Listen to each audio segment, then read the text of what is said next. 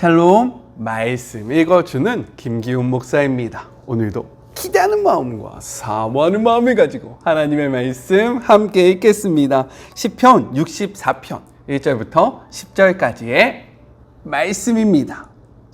오 하나님, 귀 기울여 들으시고 도와주소서. 운명의 날이 다가왔다는 생각에 이렇게 탄식하며 흐느낍니다. 저들이 나를 찾아내지 못하게 하소서. 나를 잡으려는 공모자들이 자신들의 혀를 무기 삼아 독설을 내뱉고 독화살 같은 말을 쏘아댑니다. 매복하여 있다가 누가 맞든 아랑곳하지 않고 느닷없이 쏘아댑니다. 저들은 운동 삼아 사악한 일을 벌여 건강을 유지하면서 남몰래 놓은 덫에 목록을 품고 다니며 서로 말합니다.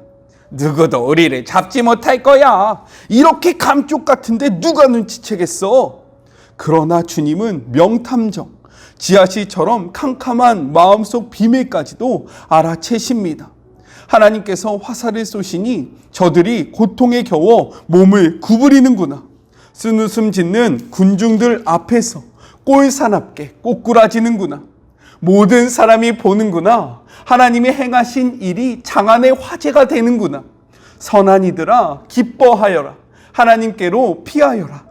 마음씨 고운 이들아 찬양이 곧 삶이 되게 하여라. 이것은 하나님의 말씀입니다. 시편 64편은요 표제에 다윗의 시라는 정보만 우리에게 주고 있습니다. 그러나 많은 성경학자들은요 이 64편을 연구하면서 무엇이라고 이야기하냐, 아마도 이 시의 배경은 압살롬의 반역 사건이 될 것이다 라고 이야기를 합니다. 이러한 압살롬의 반역 사건을 생각하면서 시편 64편의 말씀을 함께 나눠보도록 하겠습니다. 내용상으로 보면요 크게 세 부분으로 나눠서 생각해 볼 수 있어요. 먼저 첫 번째 1절부터 2절, 근심과 두려움 속에서 하나님을 향한 구원의 호소의 내용을 담고 있습니다.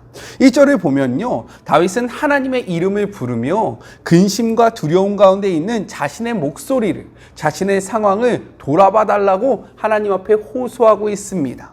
특별히 여기서 다윗은요 천지를 지으신 전지전능하신 하나님의 신명 엘로힘의 하나님을 부르고 있다라는 거예요. 그가 여기서 하나님의 많은 신명 가운데 엘로힘의 하나님을 부르는 이유는 무엇이냐? 지금 이 상황 속에서 대적의 힘이 너무나도 큰 거예요.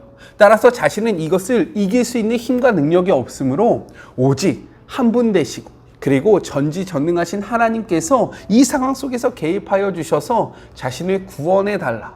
하나님만이 이 상황을 역전시킬 수 있다라는 신앙의 고백으로 우리의 하나님을 엘로힘, 전능하신 하나님, 능력의 하나님, 그 하나님의 이름을 부르면서요 자신을 도와달라라고 요청을 하고 있다라는 거예요. 하나님을 향한 신뢰, 하나님을 향한 믿음이 다윗에게 있음을 엿볼 수 있는 표현입니다. 우리 2절의 말씀을 같이 한번 읽어볼까요? 개역개정입니다. 주는 악을 꾀하는 자들의 음모에서 나를 숨겨주시고 악을 행하는 자들의 소동에서 나를 감추어 주소서라고 이야기를 하고 있어요. 두 가지 상황 속에서 자신을 숨겨달라고 이야기합니다. 먼저는 은밀히 꾸미는 그러한 모의, 악한 그러한 모의 가운데서 자신을 숨겨달라고 이야기하고요. 또한 소동 가운데, 큰 소리 가운데 이루어지는 그러한 악 가운데 자신을 숨겨달라라고 이야기합니다. 역사적으로 보면요 압살롬은 먼저 어떻게 했냐, 은밀히 백성들을 자신의 편으로 끌어당겼습니다. 그리고 자신의 그러한 세력을 키웠어요. 이것에 대한 기록이 바로 사무엘하 15장 1절부터 12절의 말씀입니다. 한번 읽어보세요. 그 후에 세력이 모인 다음에 이는요 만천하에 자신의 그러한 힘을 드러내면서요 아버지를 죽이려고 했습니다. 다윗은 이러한 상황을 하나님 앞에 아뢰면서요 기도를 하고 있다라는 거예요.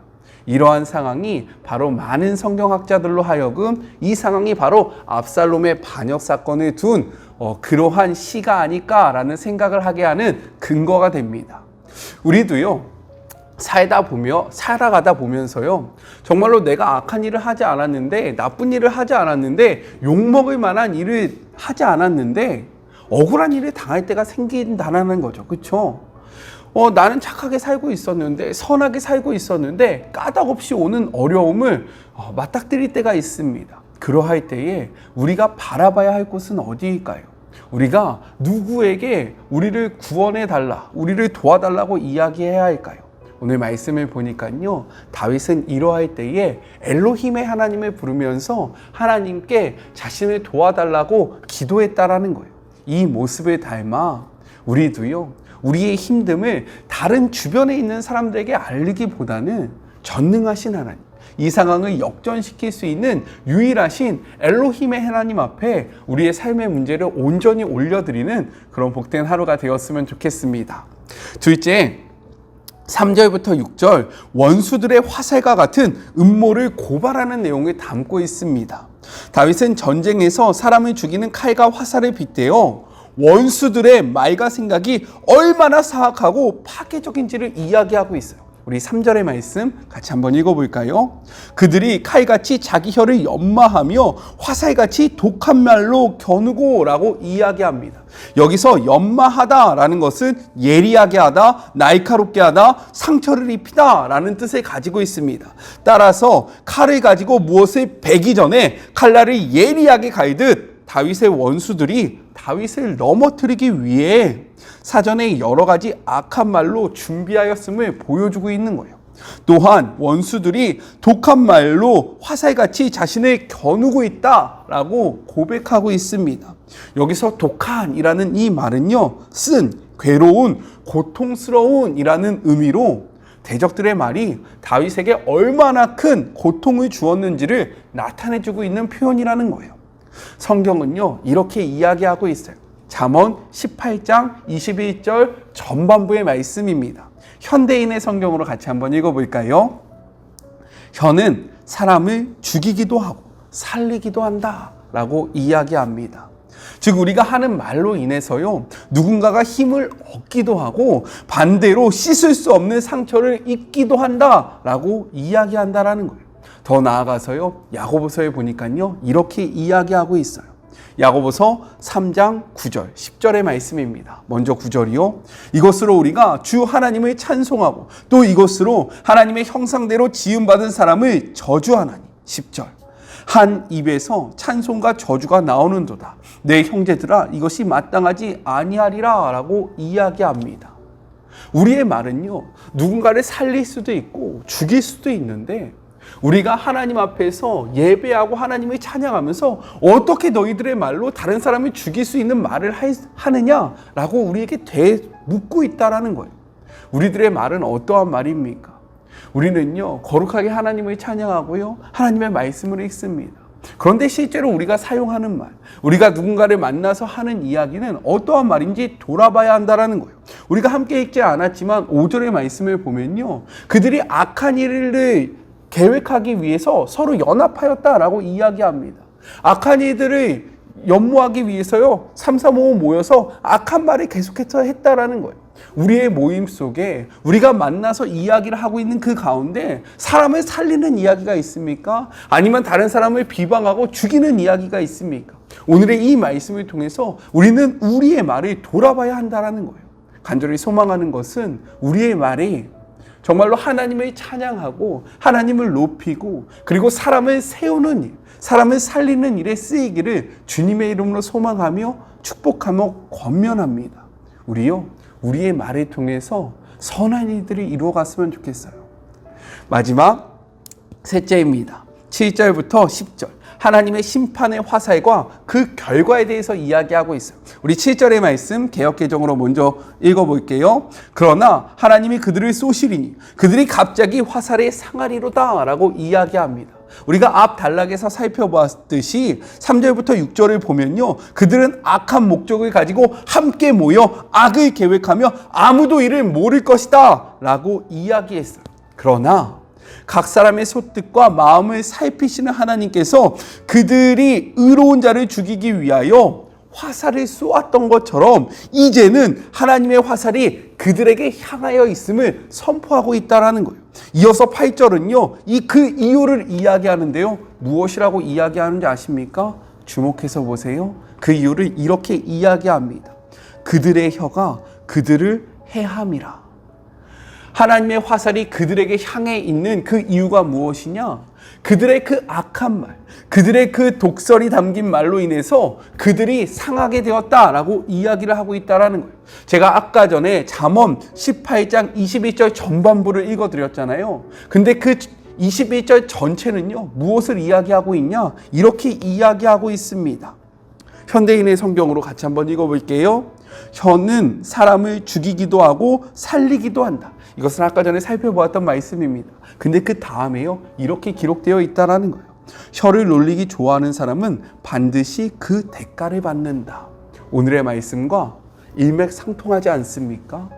그들이 하나님의 화살의 그 목표물이 된 이유는 그들의 혀가 악하기 때문이다. 그 악이 그들에게 돌아온다라고 이야기하는데요. 잠언에서도 똑같이 혀를 놀리기 좋아하는 사람은 그 대가를 반드시 받는다라고 이야기하고요. 개역개정에서는요, 이 부분은 혀는 그 사람으로 하여금 배부르게 한다라고 이야기하는 거예요. 혀의 열매를 그 사람이 먹는다라고 이야기하고 있어요. 우리가 내뱉은 그 말은요, 우리에게 다시금 돌아온다라고 이야기를 하고 있는 거예요. 우리에게 돌아오는 열매는 어떠할까요? 좀 무섭지 않습니까? 그리고요, 이어서요, 9절부터 10절은 하나님의 심판의 화살의 결과에 대해서 이야기를 하는데요. 4절에서 무엇이라고 이야기했냐면 악인들은 하나님을 두려워하지 않는 모습에 대해서 보여주고 있었어요. 그들은요, 두려워하지 않는다라고 이야기하고 있었습니다. 그런데 하나님의 화살이 그들에게 향하자 어떻게 되었냐?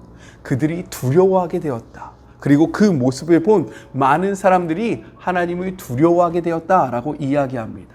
여기서 두려워하다는요, 경외하다라는 것을 의미하고 있다는 거예요. 경외한다는 것은 무엇입니까? 하나님의 말씀을요, 우리가 함께 묵상했었잖아요. 무겁게 받는 자들, 이사야의 말씀을 통해서 이야기했던 하나님의 말씀을 가볍게 치부하는 자들이 아니라 하나님께서 말씀하신 것들을 무겁게 마음속에 꽉 붙잡는 것이 바로 경외거든요. 이들이 그 악인들의 모습을 보면서요, 야, 하나님은 살아계시구나, 하나님의 말씀은 진짜로 이루어지는구나 라고 깨닫게 되면서 그 말씀을 경외하게 되었다라고 이야기하고요. 10절은 무엇이라고 이야기합니까?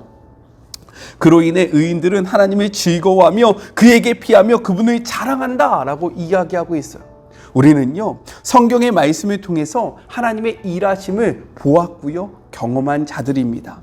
따라서 우리는 그분을 경외해야 하고요, 또한 그분의 일하심을 바라보며 세상에서 만족감을 누리는 것이 아니라 이제는 하나님 앞에 만족감을 누리고요, 하나님을 자랑하면서 하나님과 함께하는 삶을 살아야 한다라고 이야기를 하고 있다는 거예요. 무엇을 통해서 만족감을 누리고 계시고요, 하나님의 말씀을 어떻게 바라보고 계십니까? 이 말씀을 통해서 우리의 삶의 모습을 돌아보시는 그런 복된 하루가 되었으면 좋겠어요. 우리 같이 기도할까요? 하나님, 시편 64편의 말씀을 통해서 우리에게 또다시 말씀하여 주심에 감사합니다.